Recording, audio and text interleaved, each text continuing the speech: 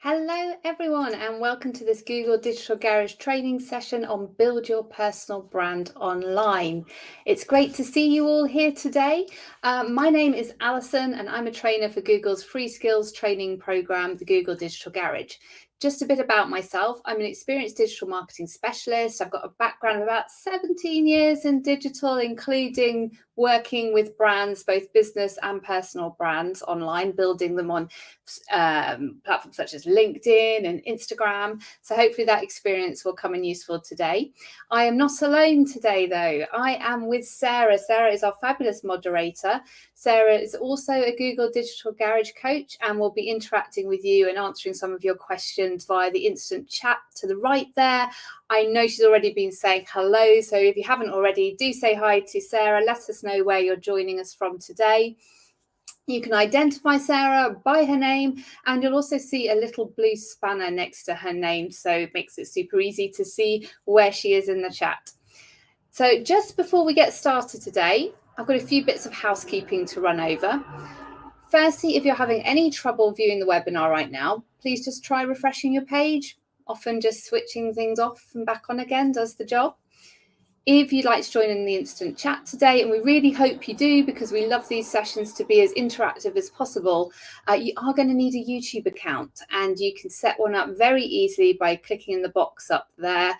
Go away, set up your YouTube account, just take a minute or so, and then you'll be ready to join us again when I get going. I will pause through the session to answer any more complex questions from the chat box. Sarah will be answering questions as we go through and responding to your comments. However, sometimes there's a question that Sarah might feel everyone could benefit from hearing the answer to, so she'll share those with me. Also, Sarah's only got a limited number of characters to use in the chat, so often that's not enough to get the full answer across. And just to let you know, we're running this session, this Google Digital Garage virtual training, as part of a broader offering of courses. So do check out our schedule of upcoming webinar training. We've got loads of other useful sessions, from digital marketing strategy to writing for social media, that complement this session really well. So check out that information in the description below, which will link you through to our website. And I'm sure Sarah has probably already shared that link with you in the chat as well. Thank you, those of you saying hello. I would just like to say hi to Colin Richardson. Thanks for joining us. David Oak, Sarah Becker. Thank you all for saying hello. If I've missed you there, I'll try and catch up and say hi as I see you there in the chat. Okay, that's the housekeeping done. Let's get started with Build Your Personal Brand Online. So we split today's session into 3 sections. First of all, we're going to look at understanding what your online presence is and what your personal brand is. So we're going to look at defining your personal brand and how can we identify good personal branding. Then we're going to move on to building your brand online, from which platform you should choose to the content types you should be using, to writing that all-important profile or bio on a platform. And then finally, we're going to look at increasing your visibility online. So growing a network, where to find and post relevant content, and turning your online connections into offline opportunities. So we're going to get started in just a moment, but I do want to draw your attention to our free one-to-one mentoring available from Google. So if you work for a small business or charity here in the UK, you're eligible to an hour's free mentoring with a Google Digital Garage coach. Could be myself, could be Sarah, or one of many other members of our fantastic team. So we do hope you find this webinar helpful today, but sometimes you just want to talk with someone in a bit more detail about your unique challenge, or how to grow a digital marketing strategy, or how to improve your content on your website or email marketing, whatever it might be to do with your digital marketing or online presence. We can spend up to an hour together talking through your challenges and hopefully offering some advice and support. As I said, these sessions are completely free, so it's a no-brainer. Sign up if you are in the UK at a small business or charity. The link is g.co/UK mentoring, and I'm sure Sarah has probably already shared that with you in the chat there as well. So do check that out. You can have a look at that after the session if you want to follow up on anything that we've talked about today in more detail. But let's get started with understanding your online presence and personal brand. So just before I get started, can you share in the chat what your understanding of a brand is? What is a brand? We talk a lot about brand, personal brand, business brands, but what is a brand? What's your understanding of a brand? Do you have any brands that you buy regularly? Are you loyal to particular brands? So are there any, share those in the chat, let us know. So what is a brand? Are there any brands you buy regularly? Start thinking about, why is it that you buy those brands? What is it about those brands that gives you an affinity to them, that makes you loyal to them? So do share in the chat, and Sarah will pass over your responses to me so I can see what you're coming up with. I'll just give you a moment or two.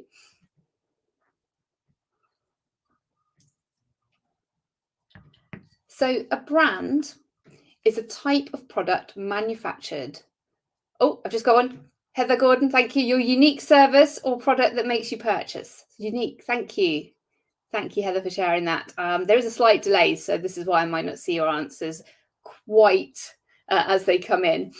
So I'm not ignoring you. I will come back to them. But yes, a brand is a type of product manufactured by a particular company under a particular name. That's essentially what a brand is. But it is more than that, isn't it? A brand is how products that are the same stand out from each other. And as Heather said, that unique word is really important here. How do you stand out from everybody else selling the same thing? Moving on to your own online presence, and we'll come back to brand in a moment, but thinking about your own online presence, what does your online presence include? So what does your online presence include? Do you have a social media profile? Why do you have a social media profile if you have? I'm sure most people here today have some form of a social media profile. Why do you have a profile? So what is it about this, having this presence online, this social media that you're doing? And what are you trying to portray, a particular identity or look or feel with your online presence? Have you ever Googled your own name? Have you ever Googled your own name? Do you know what's on the internet there about you? Do you know what comes back if you do Google your own name?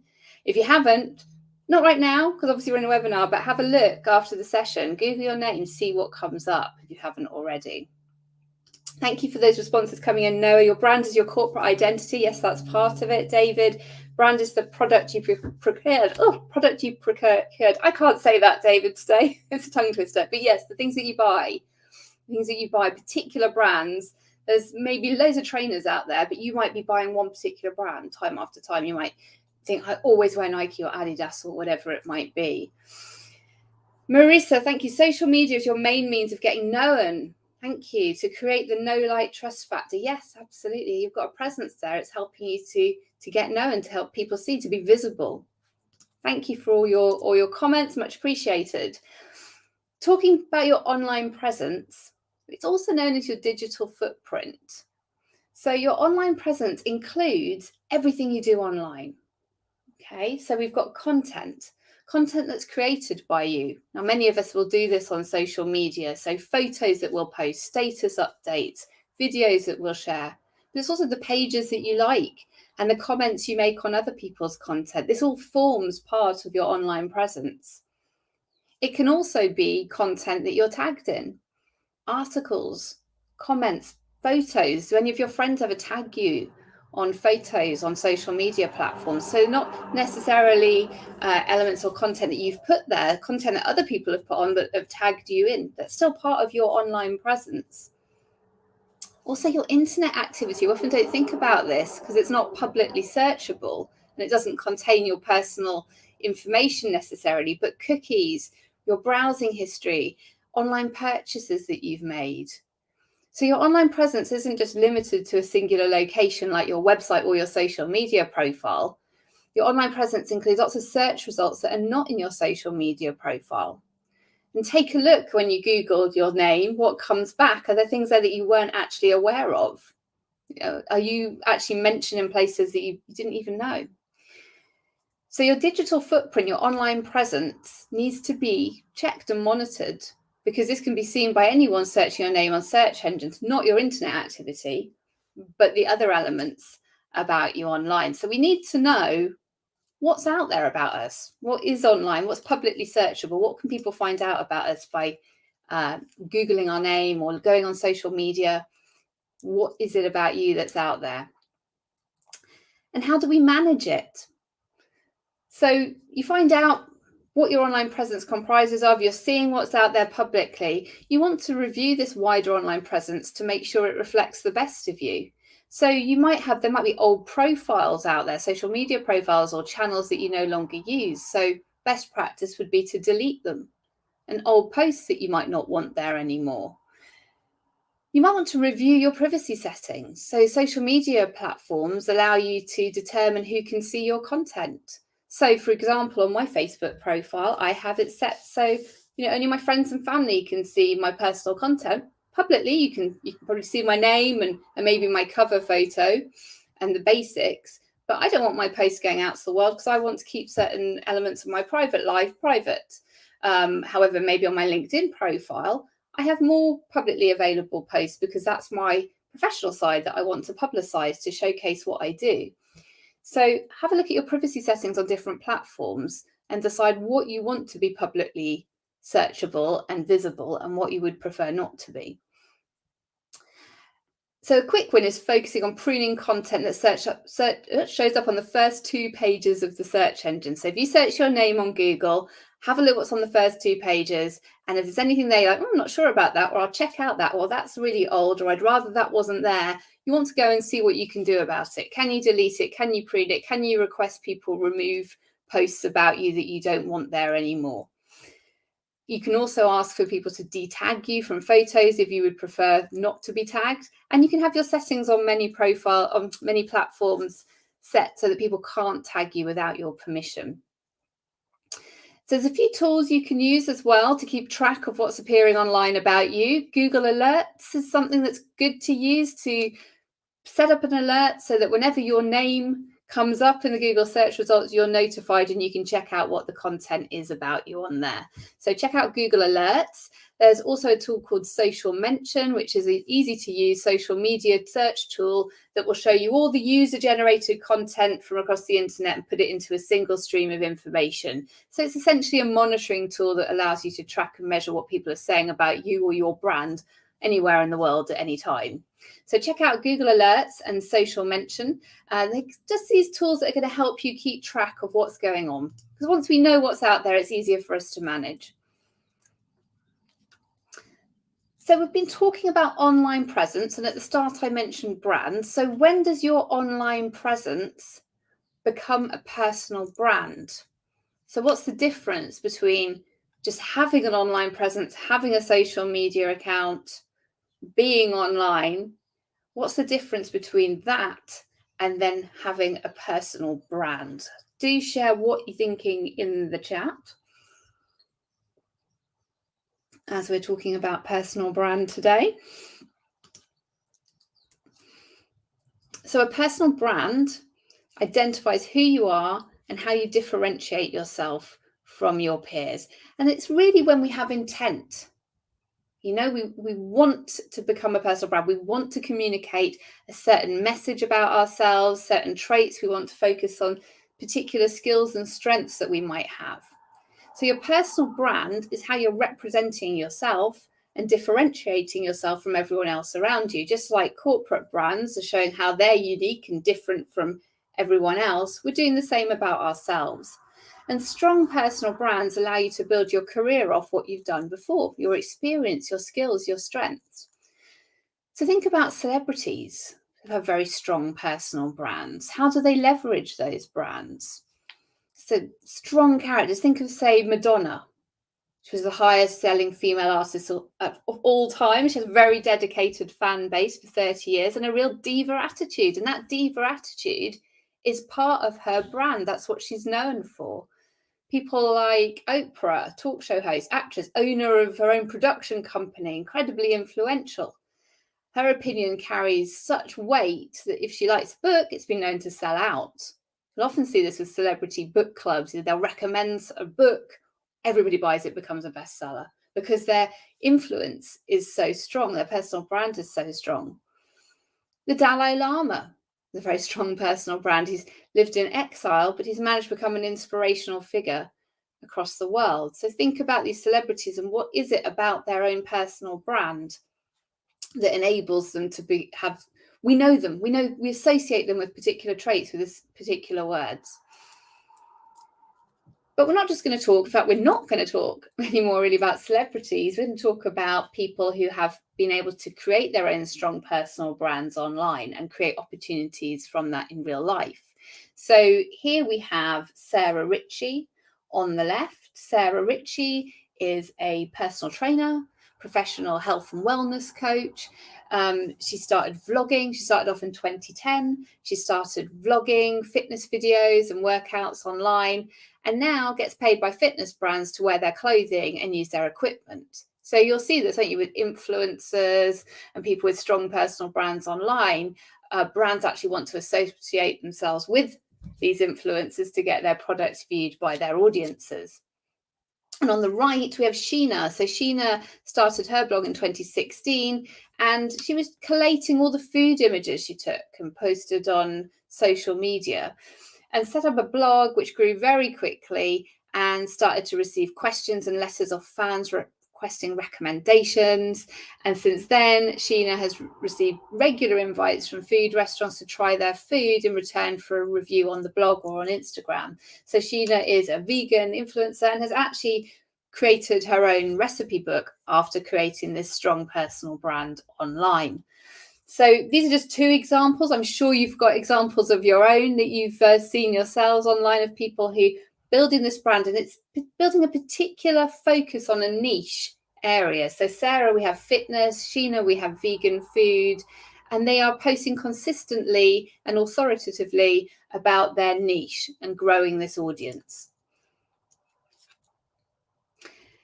And your online personal brand matters, even if we're not talking about becoming an influencer in this session, but more about how your presence online and this intent to have a personal brand matters and can create opportunities for you, whether it's like Sarah and Sheena or in the job market.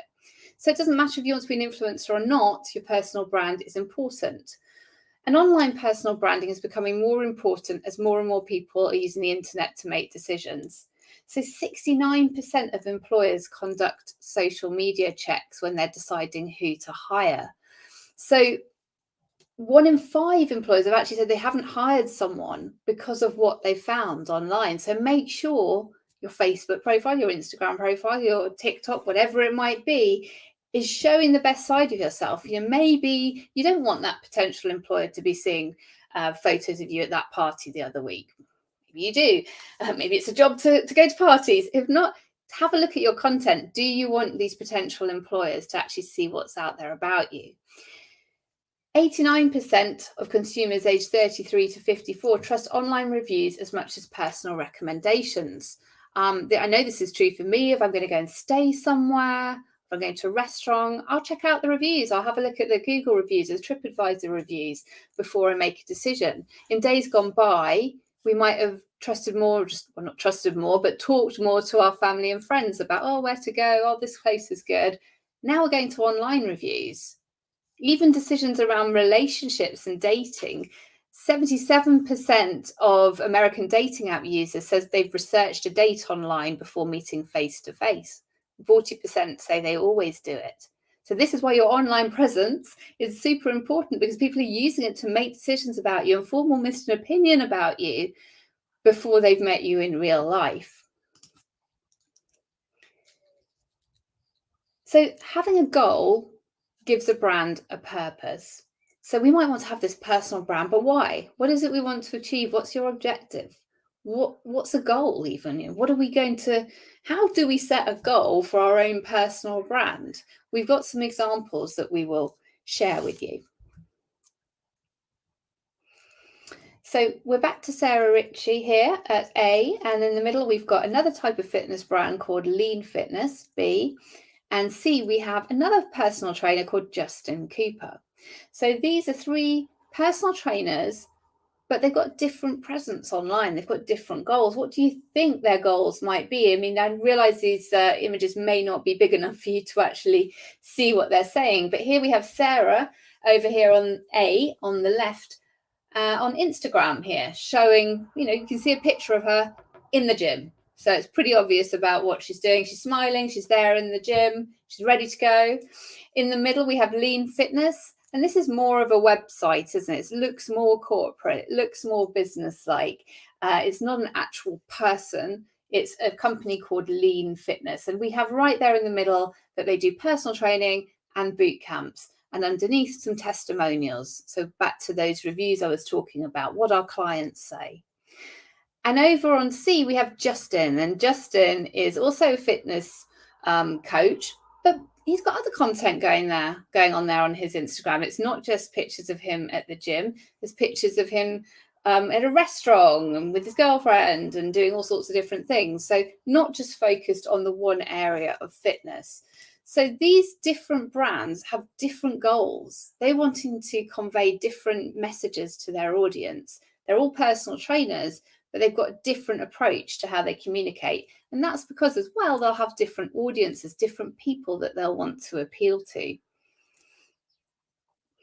So we could say that Sarah Ritchie at A is results driven. She's using social endorsements and showing her hardcore workouts to show the results they get. So she's being very authentic and demonstrating and showcasing what she does. She's showing that she's got reach in her audience, so she's popular with her actual audience on Instagram. B is more professional. It's conveying a professional website, quality, it's showing customer reviews, it's showing that they offer more than just one service. They're bigger than just one person. So it's a quality-driven website that's demonstrating professionalism and promoting their different services. And Justin at C, you could say he's trying to be more relatable. He's sharing photos of himself enjoying himself, but he's also showing, he will motivate you, but not as intensely as all my posts are going to be about my personal training and workouts. So this is humanizing his brand. Maybe some people will find him more relatable. So in terms of A, Sarah's audience, maybe more people who are really into their fitness are going to relate to Sarah. For B, it might be people who, they're just starting out in fitness. I'm not sure where to go. I'm following fitness people on Instagram. I'm not Googling to find somewhere I can go and start working out. It could be for groups of people who want to go to classes together.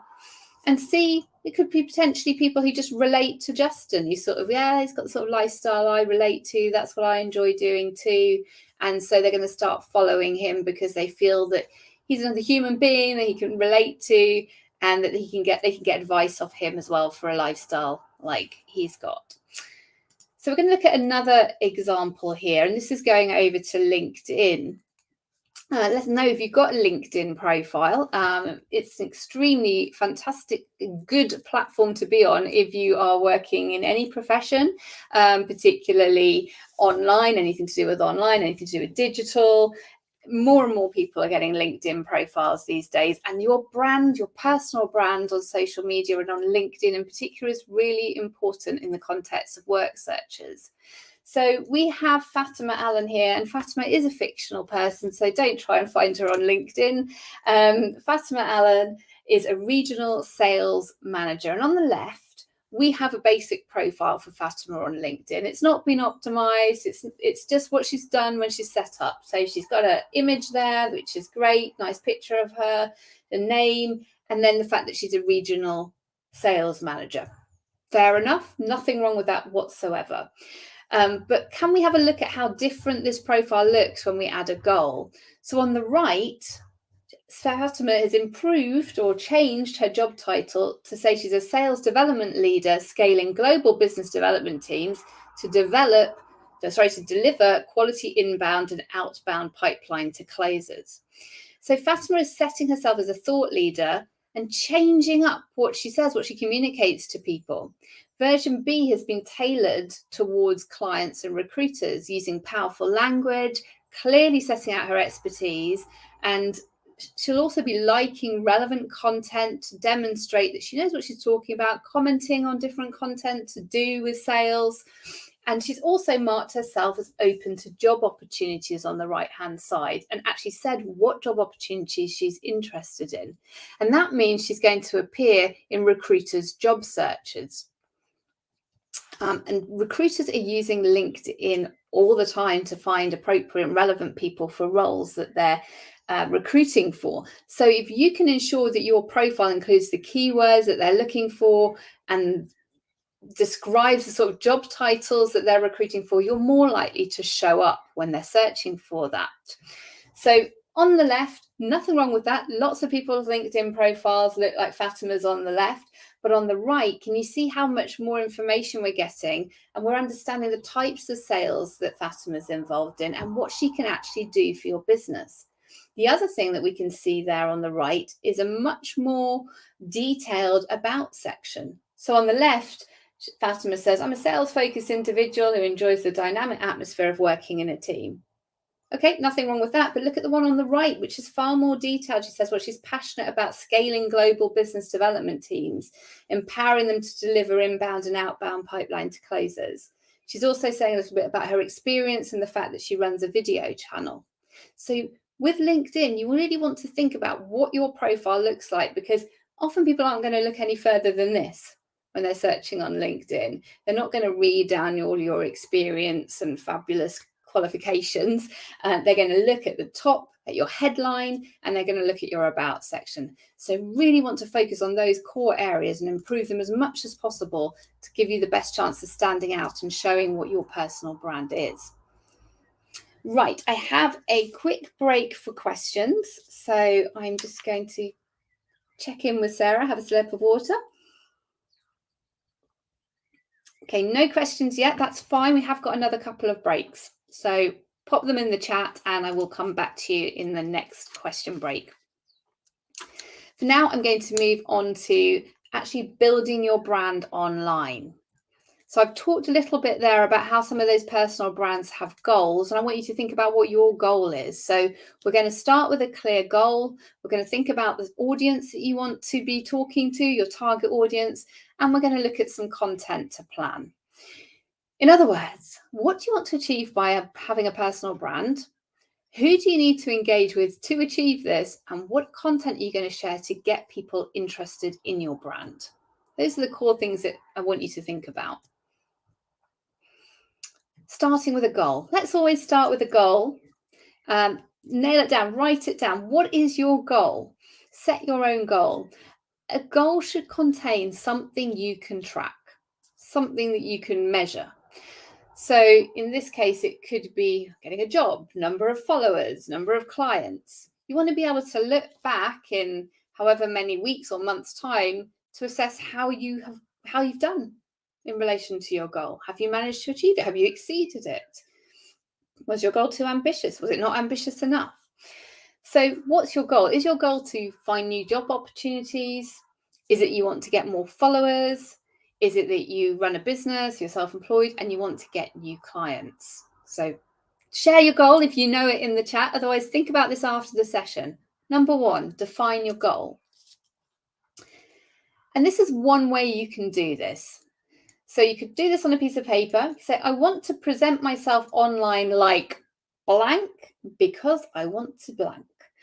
So, and then you want to say, I will know I have been successful when. So you might want to say something like, I want to present myself online like a digital marketing expert because I want to get more keynote speaking gigs. So you might want to think, I want to go and speak at events in digital marketing. So I want to make sure my online presence is really communicating the fact I'm an expert in digital marketing.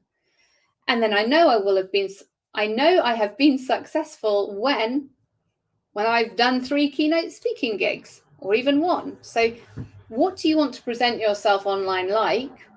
Why? And how will you know when you've been successful? And the more detail, the better. So we've got some examples here. It might be that you want to find new job opportunities, great, but as a chef near Liverpool. So we're being more specific here. So finding a new job, great goal, but in what? Finding more followers, great goal. What in? Well, they want to find more followers of oboe enthusiasts. Not the easiest to say. Or do you want to find new clients? New clients to do what? So find new, very loud military jet going over. I want to find new clients to buy your pottery apron. So what do you sell? What do you want them to buy? So an example could be, I'd like to get more followers of my digital marketing LinkedIn account through publishing social media best practice to small businesses who have no social media presence. Giving yourself a goal means you're more likely to, number one, work towards it, number two, achieve it. So it's really important to write the goal and be as specific as you can. Next, you want to build out your target audience. So we know what our goal is. We know why we want to have an online presence and build this personal brand, but who are we actually needing to communicate with? Who do we need to reach to make our goal come true? So all personal brands, in fact, all brands need audiences. We need people to communicate with. So we need to be building our target audience as well as just posting content. So your goal should then signpost a group that you need to target. So if you're looking for jobs, it might be recruiters. That might be your audience. They might be the people, HR people, recruiters. If you're a personal trainer, you might want your audience to be potential clients. So ask yourself, who do you need to reach? And if anybody has they want to share with us today, it'd be great to hear. So do you have a goal? Even if you haven't really defined it specifically, why do you want to have an online presence? And then who do you want to speak to? Who do you want to build an audience of? And how can you engage with them? We've got some tips about building your target audience. So all brands need audiences, but how do we build them? How do we find those people? And businesses do this, but we can do this for personal brands as well. So we want to build a picture of who our ideal customer it would be in business, but who's our ideal audience member? Who's the person we want to speak to? And the more detail we know about someone or a group of people, the easier it is for us to find them and communicate with them and engage with them. So we want to have a really good understanding of who these people are. So how old are they? Where do they live? What social media platforms do they hang out on? What are their likes? What are their dislikes? What do they read? What do they watch on TV? What other brands do they buy? What issues do they care about? What do they spend their money on? What do they spend their spare time doing? So if I wanted to build, let's go back to oboe enthusiasts, which I can barely say. If I wanted to build a community of oboe enthusiasts, my target audience would start with oboe players, maybe classical music fans, maybe people who go to the orchestra or play in the orchestra. And I might then want to research information on the classical music industry to find out who those people are. Are there particular forums that they hang out on? Are there particular social media accounts and groups that they may be lurking in that I can discover? I might find out that the average price to visit the orchestra is £20 a ticket. So my target audience will have a higher disposable income. So this would all impact where you decide to post content and also the message you're conveying in your profile and in your bios, because you want to be able to relate to the people you're talking to. There's a saying, if you try and target everybody, try and be very sort of bland and generic with your messaging and your content, you don't resonate with anyone. What you really want, if I was the oboe enthusiast person, I really want to be talking about things that would really relate to oboe enthusiasts. Something about reed. I don't know very much about oboes, so maybe this wasn't the best path for me to go down. But woodwind instruments, I might want to be posting very specific things about that section of the orchestra, or things that concern oboe players. So building out this target audience is a really important first step. And we do it in business. I do it with my clients, even just on a piece of paper, scribbling down all these different ideas to start fleshing out this fictional representation of who your target audience is. Thank you, Heather, for sharing your goal. Your goal is to get maximum followers to be verified by Instagram. So how many followers on Instagram are you aiming for, and what are you going to do to achieve that? You can think of that as we go through. So how do you find your target audience? If you've already got a social media presence on Facebook, Instagram, LinkedIn, there's lots of tools you can see who's already interacting and engaging with your content. And similar tools exist on all the social media platforms. So this is a good jumping off point to start with. Who is already engaging with the content that you post? So you can start checking out where they are, what their age is, what content are they actually engaging with? Is there content that just falls flat?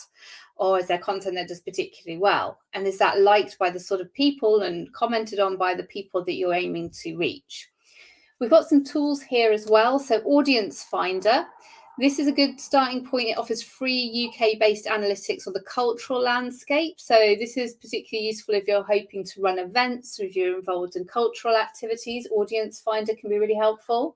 If you have business profiles, you get more data. So Instagram for Business. Anyone can convert their Instagram account into a business account. And this will show you analytics like your age range and population and the posts that are popular and when your audience are online. Page Insights on Facebook, so free to anyone who's got a Facebook page that offers similar analytics. LinkedIn People Search is another place to have a look. So LinkedIn is a very powerful search engine for people. It helps you look for people based on age, location, company, job title, skills. Once you identify key people, you can reach out to them. You can engage with their content. Perhaps you can connect with them, add them to your network. This is really good if you think to yourself, right, I want to get a job in this, and this is my dream company. Maybe you write a target list of businesses that you would really like to try and work for, go and work for. And then have a look on LinkedIn, find the people that work there and engage with them. Start showing interest in their business online. It really is a fantastic tool for connecting with those people and building that network so that you have a sort of network to the opportunities that are coming along. Often many jobs and opportunities don't even make it to a recruiter or a job site. LinkedIn networking can often provide a lot of opportunities. So it really depends what sort of people you're looking to talk to and communicate with. Also specialist platforms. So are there any specialist platforms? I'm sure there'll be a specialist platform for robo enthusiasts. But if you're a writer, the platforms where writers hang out. Are you selling homemade jewelry or arts and crafts? Communities on Etsy or not on the high street, maybe Facebook Marketplace. Specialist platforms that sell arts and crafts could be places to ensure you have a strong presence on. Are you looking for a job in a startup? There's startup platforms, angel.co and work in startups. Are you a freelancer? There's lots of freelancing websites which connect people with opportunities such as Upwork, People Per Hour, many more. Maybe you're a builder looking for contracts. Where would you find people who need building work? How many forums and groups are there out there which you can be part of? It's not just about being on social media and expecting people to find you. It's about finding the people that you want to talk to and finding these specialist platforms where they're hanging out. And for the first one, Meet Fellow Writers, the platform would be meetup.com and My Builder for building contracts. Talking about your brand, talking about your audience, and then talking about your brand, what we suggest is that you choose 3 words that represent your brand personality. Now, we have a list here. This webinar is recorded, so it should be available to around lunchtime tomorrow, so on the same link. So if you want to come back and pause it and have a look at these words in a bit more time, because I will move the slide quite quickly, but pick out 3 that describe your brand or additional ones that aren't even here. Your brand is a personal brand. So if I'm going to share my own, I would say I'm authentic. I would say I'm supporting. I'd say I was trustworthy. And that's the kind of approach I want to be known for. I want to be known for being a supportive educator and approachable. Maybe I should have used approachable instead. But think about the words that describe you. What do you want to be known for? This is really important because once we've decided who we're talking to, we need to have the voice that we're going to talk to them. Like, we need to be able to convey our brand personality in the content that we share. So we're going back to Fatima and we're having a look at Fatima's handle and biography. So your handle is another name for your username, the bit you see after the @. So here we have @Fatima_Allen. Consider using your name or a clear summary, or if you can't get your name, because I get it, a lot of them are taken, but try using underscores or adding your middle name, or perhaps doing it the other way round, sort of Allen Fatima. Try and avoid using any symbols or numbers. because numbers aren't very memorable. What we really want with your handle is something that's memorable, that's easy to say, it's easy to keep in our minds. So this needs to be unique and easy to remember, essentially. So have a look if you can do that. If you've already got one that's not very unique, see if you can amend it, see if you can find something that's easier to rolls off the tip of the tongue. Your bio, your profile biography, is a summary of your personal brand, and it sits underneath your handle. It should summarize what you offer, it should showcase your expertise, and it should tell the audience what you want them to do. So let's have a look at Fatima's. So it says, customer service manager from Manchester, interested in content marketing opportunities. Says what she does, says what she's interested in doing. Open University graduate in English literature, regular contributor to BuzzFeed and HuffPost community.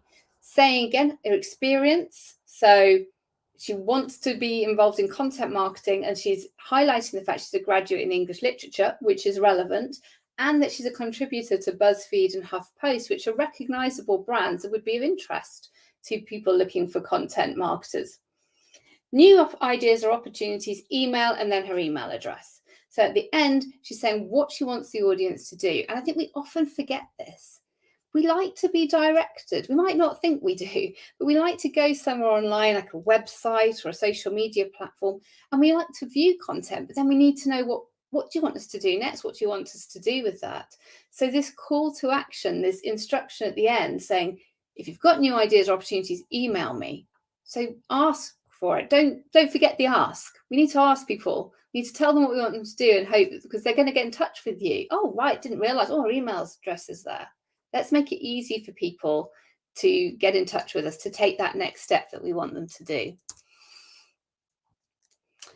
I have just highlighted all of those, the offer, the expertise, and the call to action. We want them to get excited about you. We want them to be interested. We want this bio to pique their interest. So make sure when you're writing your bio, you highlight your offer, your expertise, and your call to action. 3 key things. Now, content plays a big role in creating your personal brand. So your biography, your profile that we discussed there, is the first thing people see and read when they come to your social media profile account. So all the content you share and create should be consistent with that profile. It should match what people's expectations are. And consistency isn't just about the content all being with consistent look, feel, and subject matter. It's also about how often you're posting and the look and feel of everything that you're doing online. So once you've chosen your handle, you want some consistency with your photo as well. So do you think all of these photos match the handles or vice versa? We have got the handle, That Health Doctor. Okay, I'm expecting something to do with health. Oh, we've got a picture of healthy food. It complements the handle very nicely. Your profile picture should match your handle. Similarly, John Bread Maker, I would expect someone who makes bread. He's called John. And we have a picture of someone making some bread rolls. So it's pretty clear that the health doctor and the bread maker, John the Bread Maker, offering content around healthy eating and bread. But I Love Cakes to You, I'm not sure whether this account is about someone who's maybe a musician with a band called I Love Cakes to You, or is it someone who just put a picture of themselves playing the guitar, but actually their content's about cakes? We don't know. We don't know if it's about music or cakes. It could be about both. I don't know. But it's not clear. It's not consistent. I don't know what to expect when I have a look at that account. So I'm going to take you back to Sheena here. Sheena, the vegan influencer. This is a really good example of consistency. So an influencer profile following best practice. We've got a relevant photo of Sheena. You can see exactly who it is. It's humanizing her brand. It's showing she's a personal brand. She's got a really good relevant handle in terms of her name, just Sheena_Maui. We've got in her profile, it's very clear what Sheena does. She's a vegan in London. She creates recipes. She's got a cookbook. You can find her on YouTube. So we've also got that call to action there, find me on YouTube. And then below that, we can see the content. So having read that bio, I would be expecting food-related content, vegan food-related content, and that's exactly what we can see in the pictures below. So you can see the offer, the expertise, call to action are all clearly outlined, and the content below is consistent with what you would expect. So have a look at your own profiles. Are you getting that consistency? Does your handle match your profile picture, match what you're saying and offering in your profile bio?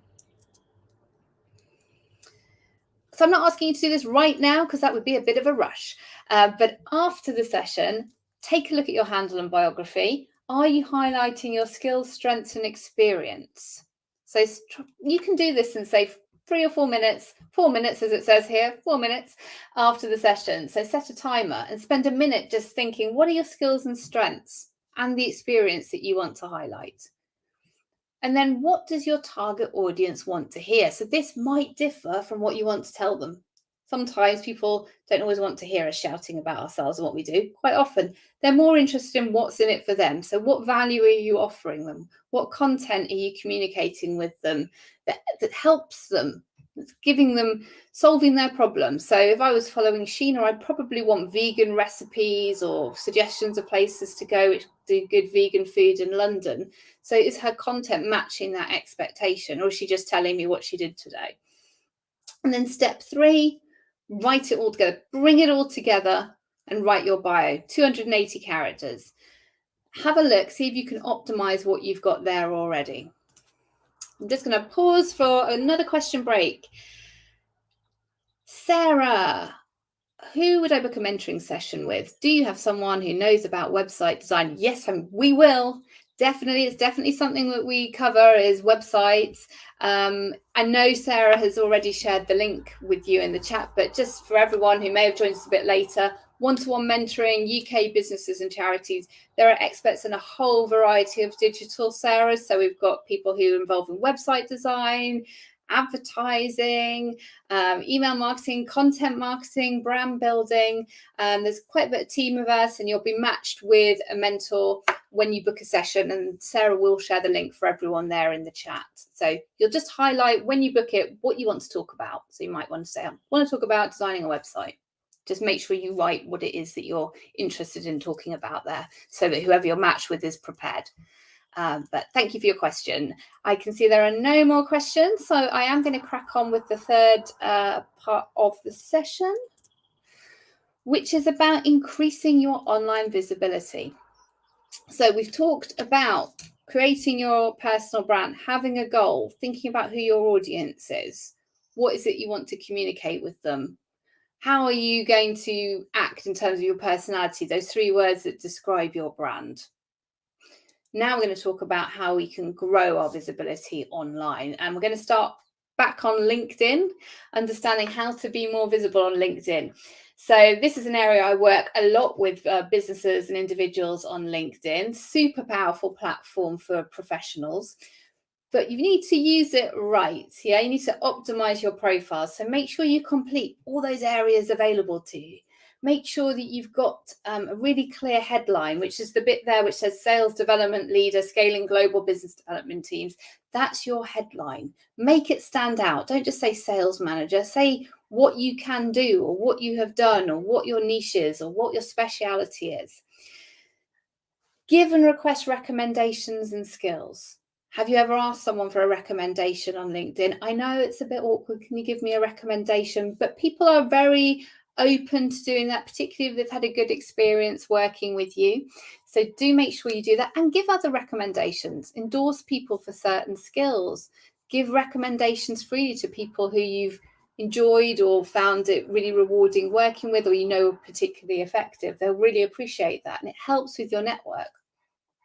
And link your other profiles. So if you're growing a profile elsewhere, make sure you've got a link to it there on your on LinkedIn as well. So any social media profiles, maybe a YouTube channel, maybe your website, adds credibility to your achievements and really showcases what you do. Recruiters on LinkedIn use a product called Recruiter, and that allows them to search by job title, location, and skills. So if you complete your profile as comprehensively as possible, you're more likely to come up when they're searching. Same goes for Facebook and Instagram, to be honest. The more information you have about your brand there, the more likely you're going to appear when people are searching. Check everything's up to date. Are your job titles up to date? The locations, your skill sets. Have you added all your skills there on LinkedIn? Have a look. Go through each section and make sure that you've really completed it as comprehensively as possible. And actually getting more visible online and growing this network. Number one, posting unique, high quality content. It might seem obvious, but this is more crucial than ever. We can't get away with publishing essentially boring content. How noisy is it out there? How many messages do you see every day? Think about yourself on social media and we're scrolling. What makes you stop? Most of the stuff we just scroll past. What is it about a particular post? And think about this when you're next on social media. What is it about that particular post that got you to stop? Was it the picture? Was it the caption? What was it? What was it that got your attention? That's what you want to be capturing with your own audience, attention, because our attention spans are extremely short and our minds are pretty frazzled with all these online messages. So how can you stand out? How can you give your followers something that they want to share? Because a like is brilliant, a comment is better, but a share is what we want, because then your content is being shared amongst other people and getting wider audience. So every time you post something, put yourself in the shoes of your audience and think, if I were them, would I share it? And if you're like, it's a bit boring actually, then maybe best not to bother. Connect with your audience. This is what it's all about, especially social media, when the clue's in the name, being social. So respond to comments, even if it's just saying thank you. This makes your brand more personable, more approachable. Make sure that you engage with your audience's content. Are you commenting on their posts? Are you liking their photos? Are you sharing their content? So make sure it's connected and relevant to your brand, the type of content you're engaging with and the audience that you're commenting on. Really important to have that connection, social interaction in order to help grow your network. Mentioned this before, but being consistent. So Buffer says that major brands post an average of 1.5 times a day on Instagram. You don't need to post that often, but posting consistently is more important. So if you're going to say, right, I'm going to post every day on Instagram, be consistent, do it every day. Maybe it's once a week on Instagram. Maybe you're going to do a story every day. Keep that visibility up. You don't want to be the annoying, it's a balance, yeah, because you don't want to be the annoying brand that posts 4 times a day or loads of times a day and then nothing for a week. You want a consistent approach to manage your audience's expectations. And also make sure you're consistent in the type of content you post. So everything from the type, sort of language that you're using, the colors that you're using. If you're using graphics, are you consistent in that color palette? What about filters? Are you always using the same filter when you post a photo up there? The colors, the lighting, the subject matters. Have you got a unique visual identity? Think about major brands. You'll know their content. You'll recognize their content. You can always sort of tell if it's a McDonald's, a Coke, a John Lewis, even just before you see the brand advertising it, because there's a look and feel and a tone to their content. And we just want to apply that to ourselves as a personal brand. It's brand personality. So think back to those 3 words describing yourself and how you apply that in your content. I've said this already, but comment, like, and react to other people's pages and posts. Use images and videos. They take up more real estate, particularly on people's mobiles, which people are on more often than not. So use them. They capture our attention. Images take up more space and they're more engaging. Video even more so. And use networking tools. Find thought leaders in your network, in your industry, people you can actually connect with. And will help you also find interesting content to share. Don't always have to create content. It's about sharing relevant stuff as well. So tools such as Feedly help you select topics that interest you. And it'll show you a curated feed and you can choose, oh, I think I'll share that with my network. They'll be interested in that. Pocket is another tool that will let you add topic from your browser to read later. So you can collect content and check it out later if you don't have time when you see it. Now, all of these suggestions can be applied to both business and individual personal branding, but it can also be helpful if you're looking for a new job. So you can apply these tips to yourself if you're in the job market and looking for a new opportunity. So it's just about thinking, how can this apply to me? So how can you build more credibility in the area that you want to work in? Maybe it's something in digital that you can showcase your skills in. Maybe just showing that you can build, that you're personable and can build a really engaged network could be important. But you want to create content that is shareable. How do I do that? How do I create content that's shareable? What is shareable content? So content with images can be more popular on social media sites. I've just mentioned that before. So quick wins are writing posts that are clear, concise, and friendly. So thinking about people have very short attention spans, they're not going to read loads of text usually. They might if you get their interest and capture their attention right at the start. It's really important to think about the caption that you're writing and getting people's attention straight away. Facebook and Instagram are increasingly deprioritizing pages from the news feed and prioritizing interaction, community, and conversation. So it's not enough just to have a Facebook page and put a post up there and hope that it gets shown to people. It's really important that you are using images as much as possible to get more engagement, to get more exposure, and stay up to date with social media platforms because they change how they prioritize content all the time. What works now might not work in a year, might not work in 6 months' time. So, but what is working is adding images, adding videos, and photos of people's faces. We like to see photos of people. We connect and engage with other people with human content. And live videos get more engagement than anything. We love to watch a live video. Don't know what it is about it. Maybe we like the danger of watching a live broadcasting video. We like to feel we're present with that person at the exact same time. Do you watch live videos? I know I do. If I log on, oh, someone's live, I'll check it out. So think about this for your personal brand to get as much reach as possible with your messaging. Develop your own look and feel. So using those same filters, using same sort of magic. Where did I get magic from? Well, let's make them magical images. Using the same subject matter. You want people to recognize it's your images. So apps like Visco or Photoshop can help you create consistent imagery and help you edit photos as well. Try and share realistic and authentic images as well. So stock photos don't get as much engagement as actual real photos of what you're doing, what your brand's doing, what your business is doing. Imagery that reflects and represents what you'd like to talk about. Use interactive features as much as possible if they're available to you. So number one, ask your audience questions because we want them to engage with us. We want them to respond to us.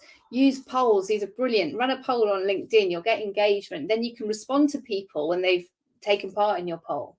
Stories on Instagram help make your account more visible when people log in. It will appear at the top. Some people, myself included, often just watch through all the stories when they go onto Instagram. So make sure you're there. Use the features available. Ask people questions, this or that. All those interactive features you can use. And live streaming. You can do this on YouTube, like we are today, Facebook, Instagram, TikTok. You try the live video. Be brave. It's not that scary once you've done it once.